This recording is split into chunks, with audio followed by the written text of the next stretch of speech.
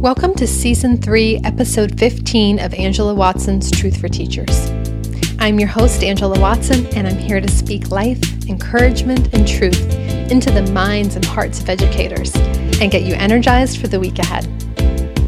Today, I'm going to share some thoughts on how to avoid teacher burnout and give you the first 4 of 8 keys to loving what you do as an educator.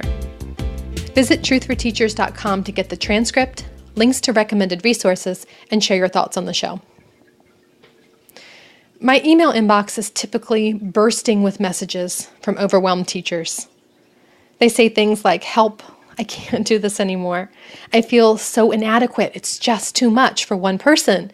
And I don't think I can teach anymore. The situation is so bad.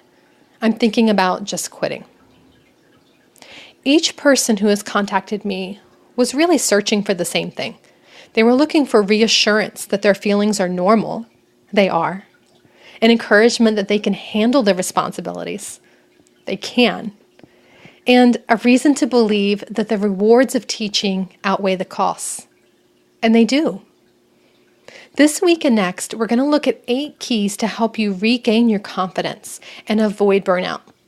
These are principles that helped me stay in the teaching profession at times when I didn't think I could take another day. They're based on what I've seen happen in my own life and in the lives of other teachers who overcame feelings of hopelessness and frustration and regained their enthusiasm for teaching. The first key is to love your students even when they're not so lovable.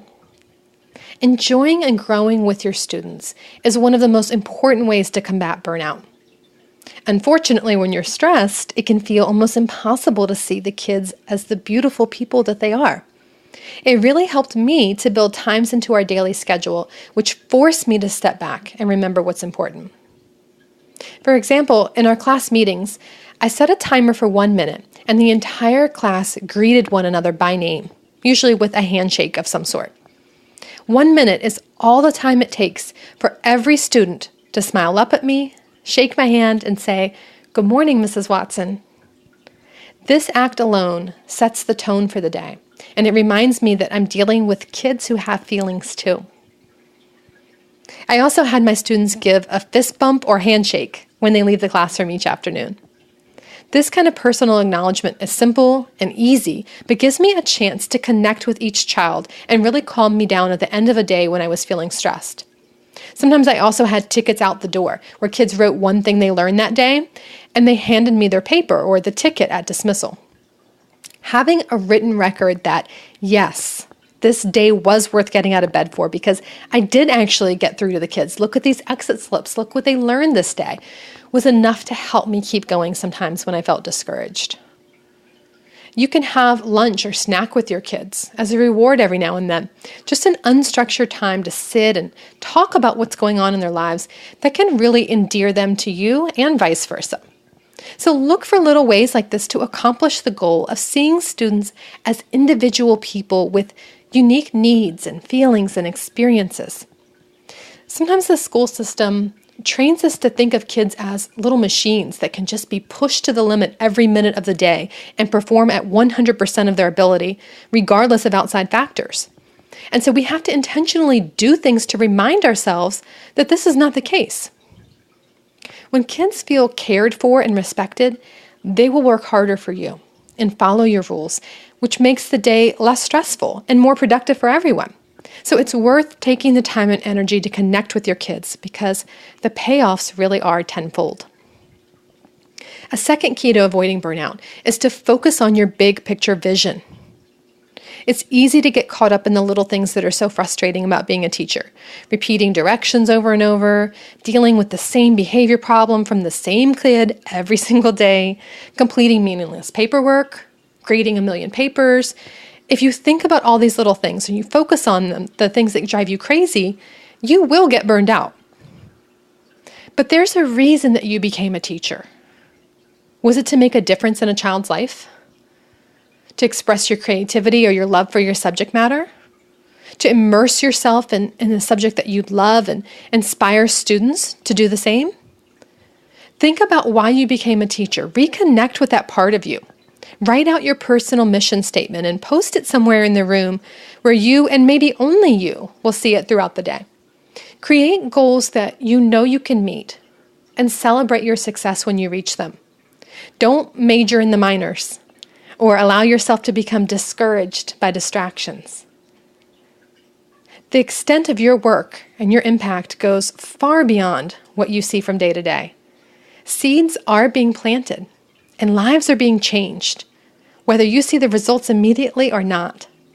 So stay focused on that big picture vision. A third key to avoiding burnout is to create a strong support system. I'm blessed to have had at least one person in each school I worked at that I considered a true friend. Not just a colleague or an associate, but a person that I knew I could call at 2 a.m. with a flat tire and know that she would pick me up. When I was single, I hung out with someone from my job almost every single day, whether it was for something fun like shopping at the mall or hanging out at the beach, or something practical like running errands together or keeping an eye on her kids while she cooked dinner for us, which was a pretty good trade, I must admit. Knowing that I had someone I could go to with any problem, personal or professional, was the main thing that got me through the day sometimes. That thought of, in an hour, I can go next door, I can just vent, I can be myself. If you wish that you had friends like that in your school, but you don't, give it time. Because teachers spend so much time isolated in their own classrooms, there really aren't many opportunities to get to know one another, and it can take a while to get close to your colleagues. Be open to opportunities to get to know them and don't write anyone off. I've often bonded with people that I would have never imagined myself growing close to. Even finding just one wise person you trust and can share ideas with might be all you need. When time goes by and you feel like you still aren't making connections with anyone in your current teaching position, you could also consider moving to another grade level or even another school where there are teachers that have similar personalities and ideally life situations as you do. Having a strong support system is just that critical that sometimes it's worth the move. When you have a student who needs a break, but you have a trusted colleague, you can send the child to him or her to work for a while, no questions asked. When you miss a meeting, you have someone to take notes for you. When you're rearranging your classroom or revamping your behavior plan, you have someone to bounce ideas off of. If you have even a single coworker that you can count on for that, it's going to make a big difference in your energy level and your enthusiasm at work. Even if you don't have true friends at work, or if you prefer to keep your personal and professional lives more separate, it's important to have people you trust and can go to when you're stressed at school. Your spouse and friends and family do not understand what it is like to be a teacher unless they've been educators themselves. What we go through on a daily basis is just completely beyond the realm of imagination for the general public. You need to talk to another teacher, someone who understands the pressure you're under. So seek those teachers out. There's Facebook groups with teachers, message board forums, Twitter chats, all sorts of things.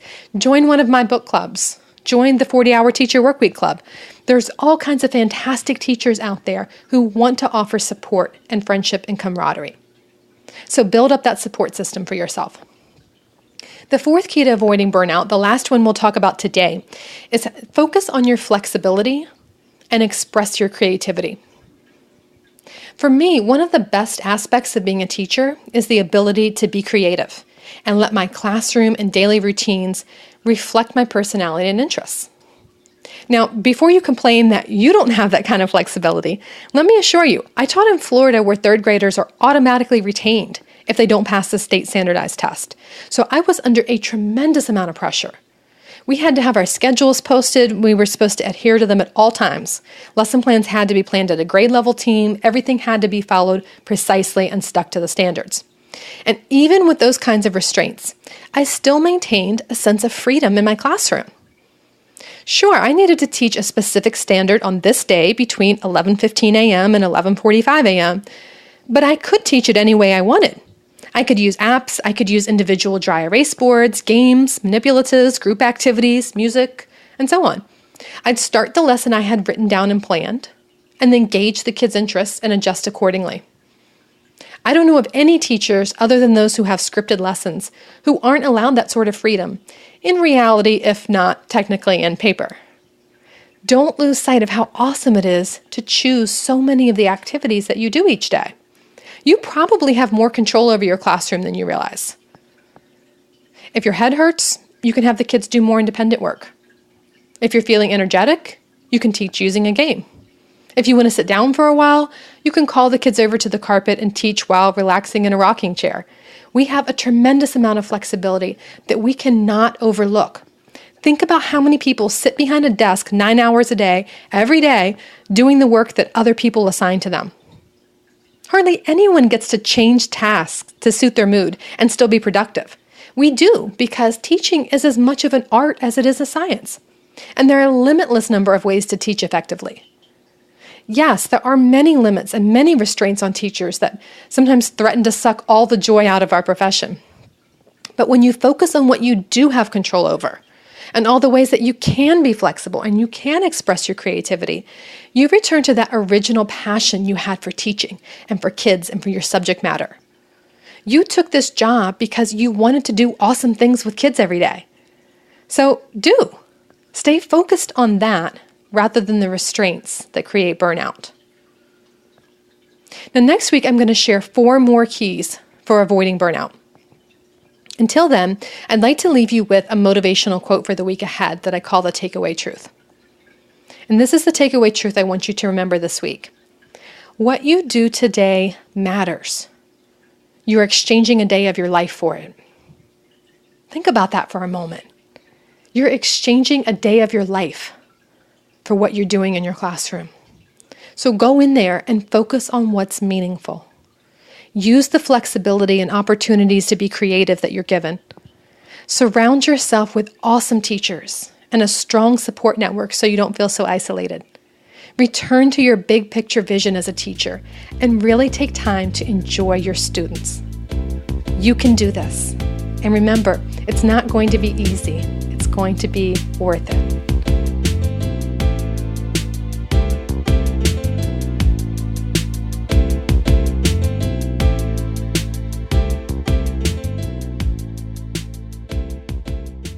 Truth for Teachers is a proud member of the Education Podcast Network.